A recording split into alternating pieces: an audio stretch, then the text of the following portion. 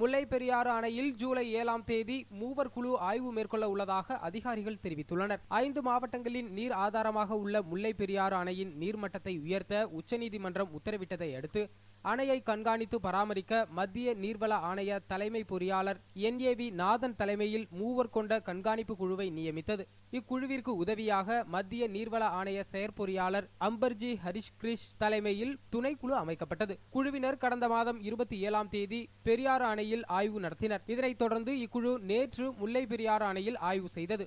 இதில் பேபி அணை உள்ளிட்ட 57 மதகுகள் இயக்கி பார்க்கப்பட்டது. பின்னர் குமிளியில் நடைபெற்ற ஆலோசனை கூட்டத்தில் இதுகுறித்த ஆய்வறிக்கை மூவர் குழுவிடம் சமர்ப்பிக்கப்படும் எனவும் துணைக்குழுவின் அதிகாரிகள் தெரிவித்தனர். மூவர் குழுவில் மத்திய நீர்வள ஆணைய தலைமை பொறியாளர் NAV நாதன் பணிகாலம் முடிவடைவதால் அவருக்கு பதிலாக BRK பிள்ளை தலைமையில் ஜூலை 7ஆம் தேதி மூவர் குழு ஆய்வு மேற்கொள்ள இருப்பதாகவும் அதிகாரிகள் தெரிவித்துள்ளனர்.